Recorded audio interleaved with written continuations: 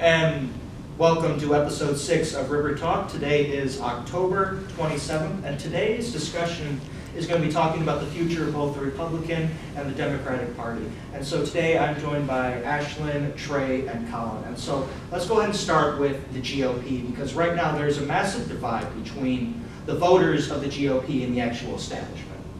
Right, well, like you just said, we've got kind of a civil war kind of going on. We've got a lot of the establishment people that are just complete as anti-Trump as you can get, and then you've got a large majority of Trump supporters that are, say, down with the establishment, which is, of course, one of his higher campaign, it's kind of his campaign motto. And then you've got this kind of third kind of morphing thing that's kind of this mixture of GOPers and libertarians that are kind of saying, to hell with all of this, let's bring it back to real, conservatism with limited government, and just, the libertarians are plotting to take over the world and leave it alone. Anything to add, Colin?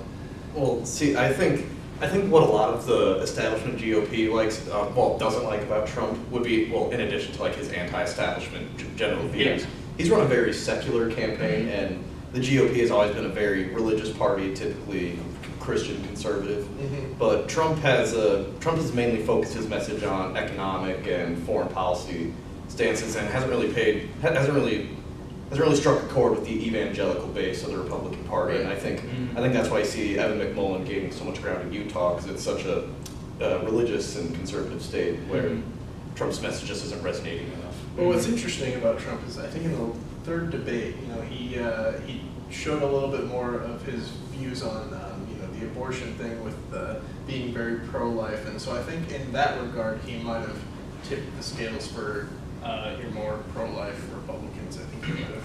And you also have to look, when it comes to the GOP, right now I believe they hold majority in both houses. Am I correct on that? I think so, yeah. Okay, so we look at just going down ballot and continuing with the division between the voters and the establishment. It's going to hurt them as well in both houses as well. I think there was a rough estimate that the GOP is going to lose like 69 seats in the House, as well as a couple of seats in the Senate. Like, you have the race in Missouri, which it's between Blunt and Caden, I believe. Kander. Kander. Is it Kander? Kander? Okay. But there's a tight race there, and as well in a couple of other states. And it's just Hillary's presidency could end up with a more favorable House as well as Senate should she be elected, with this continued division between the party. Because they can't stand, this idea that you can separate, they can't hold their own if they're not working together, and they aren't. If you look at the things that, people in the Republican Party are saying, they're comparing him to Mussolini and Hitler and other people, and you're like, okay, so you have people who love Trump or they hate him, and that simply cannot work. The Republican Party cannot continue to stand when its complete foundation is breaking into two halves. And, another force to think about is, former GOP member Gary Johnson, who's now, he's taking votes from both big candidates, but I would argue that he's doing more damage to Trump than he is to Hillary. It's because their policies are so similar. Right. In a lot of ways. So tell us about the left. What's happening on the left? So the left, as you can imagine with the leak of the DNC emails. Now, I just want to be very clear to viewers, I personally was a Bernie supporter, and I must say the DNC emails kind of proved a point that we were arguing this whole time that the primary was rigged against Bernie Sanders, and the emails just proved our suspicions. People were calling us, oh, you're just blind, you just can't accept the inevitable kind of thing. And so it's kind of mainly a divide between what people like to say, Bernie cats, if you will, and then the actual establishment of the Democratic Party. Since then, it's just been a real kind of an obstacle for Hillary Clinton, if you will, to try and garner support from Bernie supporters just because of the complete and utter corruption of the primary cycle. Right. I just remember from the DNC convention, when Bernie came out on stage, there was probably like 2 minutes of just complete applause for him. And then when Hillary finally came out, she didn't receive the same amount of enthusiasm and respect from the audience than, say, Bernie did when he came out. And that's just... So we've got two very kind of similar situations happening on both parties. It's kind of the establishment versus the kind of new demographic almost. We've obviously a large portion of Bernie supporters were people our age, Mhm. millennials Yeah. and such. And I think, you know, that's a kind of new demographic that's kind of uncharted territory as. It's actually, millennials now make up the largest voting bloc in the country now. Right, which is great, which is an excellent, you know, obviously you want to get more people involved in the electoral process, but like, Mhm. you know, it's interesting that on the left, you know, you got people that said, you know, the whole thing was rigged against Bernie and Mhm. rigged against Bernie supporters. But then it's interesting to see when Trump says that the election is rigged, that a lot of people on the left kind of shy away from that and kind of, Mhm. no, don't worry, Trump, it's not rigged. I mean, you know, Don't worry.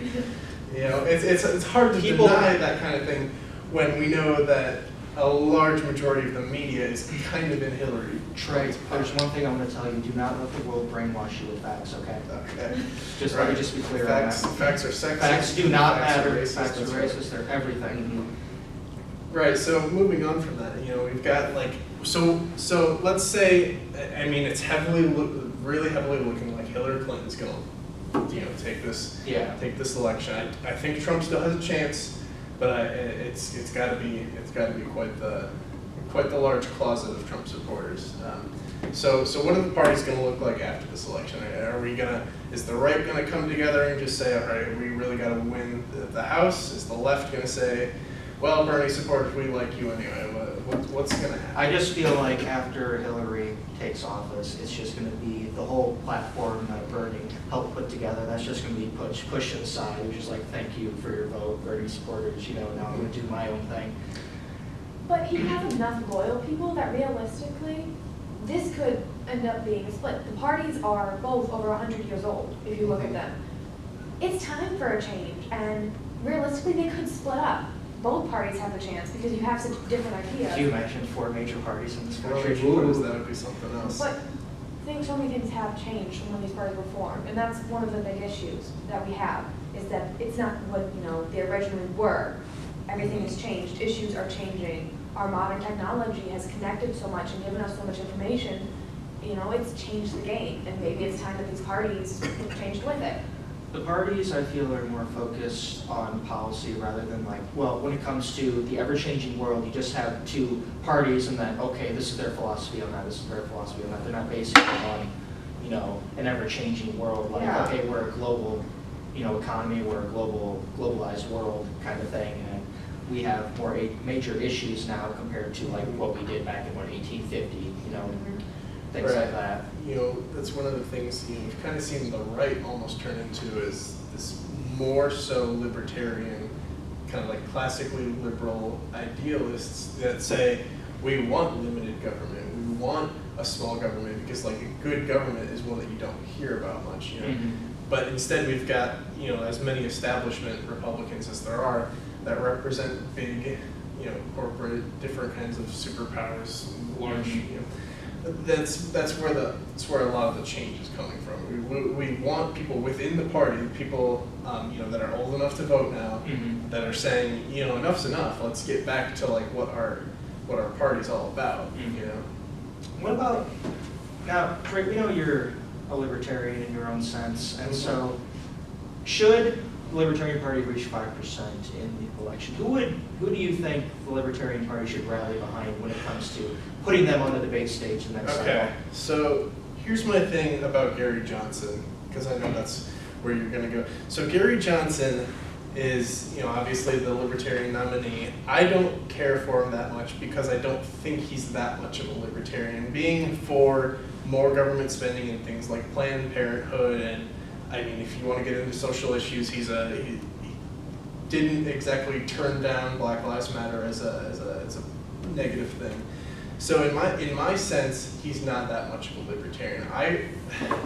My guy for the Libertarian Party was Austin Peterson, because of one ad I saw. He said, "I want 2 gay couples to be able to defend their pop field with machine guns," and I was sold. I was absolutely sold. I was absolutely sold. But then we've got, I don't know. The Libertarian Party is still a very much so forming thing. It kind of needs to, obviously it needs more numbers. You know, there's strength in numbers. And the last time I looked, I think it's gaining the most membership among all the parties. Right. It is the fastest growing. Because we've seen that, you know, the establishments of both sides, left wing and right wing politics, has so many crooked, corrupt people in charge of them, and so we've seen people kind of say, "Enough's enough." You know, we need to get back to what we need. It seems we've gotten to the point where both parties represent the extremes of both sides, and there's not really a nice middle ground party that, acknowledges views from both sides, culminates them together to form a party that's, bound by those kind of ideas. But it's just, With as much, I think it was SNL that pointed it out, in their last little spoof of the debate, of the presidential debates. I can't remember the actress's name, but the one who plays Hillary says, who do you want running this country, the Republican or Donald Trump? And I think there's a lot of good sense that it's just showing that the morals of each party are the same. And welcome back to River Talk. We took a short break there, and if you weren't here earlier, we were discussing the future of both major parties right now. So, Colin, is there any more insight you wanted to give on the GOP? Well, the one thing I would like to say is, I know because my uncle is definitely one of these people, never voted in his life, really like the populist, anti-establishment, for the common man message of Donald Trump. And he's a registered Republican now, caucused for him and all that good stuff.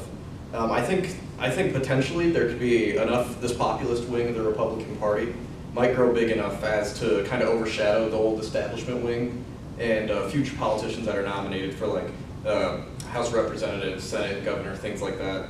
They might be in a vein of Donald Trump, and it would deal kind of a bit of damage to the kind of the traditional political establishment. Like, what do you think the GOP would kind of metamorphosize into from just the current standing party? Like, what would it, I guess, look like? I don't know. I mean, if it continues the trend that's kind of been popping up the last 2 years or so, I think it's really gonna get back to like kind of classical liberal ideas, like limited government, small, like low regulation on business. I think we're gonna see a lot less religious and racial tension that apparently exists. I think if the Republican Party, if the populist movement kind of took over from the establishment, I think we'd really get back to a lot of limited government type stuff. And now, looking at the GOP platform after Donald Trump secured the nomination, some of the changes they made were they put the wall into their platform, which I would say marks Trump's pretty populist stance on immigration. And they also, the platform also called for renegotiating our trade deals like NAFTA, which the GOP has been traditionally staunchly in support of. And, when you look at the establishment of both parties, when you look at Republicans, people tend to lean towards, oh, hey, they're owned by the Koch brothers. You look at the Democratic Party, they say they're owned by Wall Street, big bankers, corporations, stuff like that. It's almost like they're basically in the hands of lobbyists. And when people hear these populist message, it really resonates with them because people think both parties don't really care about them. They sort of care about, who's funding their campaign when they run for their re-election bid, and those kind of situations like that. And so you have to really look at where these parties are going to stand at once the establishment really starts to fade away, I guess, as people become more aware of this and actually try to push for change at both sides. Right. One of the other interesting things that I've been thinking about recently about this election is the kind of celebrity endorsements that we've seen. We've seen a lot of people obviously bash Donald Trump because he's a racist, he's a sexist, he's a bigot, whatever. Crap you want to talk about that, whatever. It's interesting that so many people, now whether or not they take their endorsements seriously or not, it's interesting to see how many people have kind of thrown their hat into this ring. We've seen comedians like Lena Dunham, say, "I'm leaving the country if Trump gets elected." And we've seen like everyone up in arms, like Will Ferrell and whatnot, talking about how Jimmy Fallon wasn't a meanie to Donald Trump, so therefore he's a fascist enabler. But we haven't seen much retaliation from the right if Hillary gets elected. So I'm interested to gauge you guys' thoughts on why that might be. We've seen mostly bashing from the left, but at least from what I've seen, I haven't seen a whole lot of like, and I mean, I'm not gonna say that people don't bash Hillary, of course they do, I bash Hillary. But, you know, we haven't seen a lot of celebrity endorsement kind of that mojo. We haven't seen that go on too Like much on the right. celebrity endorsement for Hillary Clinton. Or- That, and like, we haven't seen, I mean, granted, there probably aren't that many conservative movie stars out there, Yeah. but like, you know, we've seen, you know, like, people coming together and just saying, we can't vote for Donald Trump because he's mean. You know, there hasn't been that from the right, I guess is what I'm saying. Why do you guys think that that's having such a Well, big I message? mean, you know, if you're gonna be the first female president, if you don't support Hillary, you're sexist. That's Right. basically the whole kind of thing with that. I personally believe is why there hasn't been as Right, much 'cause bashing when it there's comes to been that. so much focus on personality and identity politics in this election rather than issues, which makes me sick. You know, like I said earlier. Media does the same thing. They Yeah, focus on absolutely. the nonsense and don't Because care about that's the what issues. sells. People Right. buy Those are good Well, ratings. you got Talking there. about the establishment people. the interest, what they think is interesting. They don't think a lot of the actual Right. issues are I just interesting. feel like news outlets don't think. They're just told what to put. Well, of course they are. They're Mhm. told by the people that sign the I mean- paychecks. You know, they're told that Bill Clinton and Donald Trump's sex scandals are more pressing issues than National Enquirer. the pending environmental issues or the pending overflow of immigrants. And They just come out with the most outrageous stories. Like at Hy-Vee, there's a copy of the National Enquirer there, right? Uh-huh. And I just remember seeing one saying Ted Cruz's father was like linked to JFK's assassination or something. It's a bunch of BS stories that nobody cares about, Right. honestly, Has and nothing to do with that. And we've seen it has it. nothing to do with the election. Like that was random. Right. in I the think primary, obviously. yesterday But people believe we it. saw something like That's the Mike Pence's dog passed away, so HuffPo made a big splash about like, Jezebel. Like, why? Why have we gotten to this point where no source is a good source? I mean, I just feel like it's just dumbing down American voters. I Right. think is what they're just trying to do. Trying to poison the Kool-Aid. Make Don't the- drink it. Don't drink it. It's But bad for you. people believe this stuff. Like all these. No, there's some people who do. It's amazing. Facebook, if you look, people believe the Right. things they read. That's the reason I don't have They Facebook. read it once and then they immediately say, well, that's just Yeah, awful. they believe it. They're like, this is how it is, and I'm Right. like, People need to think more skeptically. Mhm.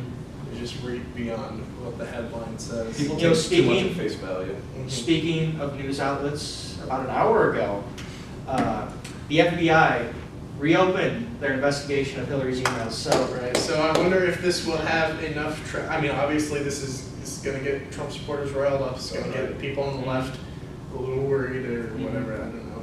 I don't know how you folks on the left operate, but, will this have enough traction to get Trump a serious, step in the election? I hope just, so. Personally, I don't think so. I don't think so. I You don't know- think he did it well enough in the debates. I just want to be very clear, I don't like Hillary Clinton at all. If she loses, frankly, I wouldn't care. If she wins, good for her. But either way, we're going to find out with just 12 days left until the election. We're going to find out if this actually makes big headway for Donald Trump, so he can get one big burst of momentum before Election Day. Until then, they're just going to keep campaigning, and we're going to end it here today with the election 12 days away. We'll tune in next week. We have to see you then.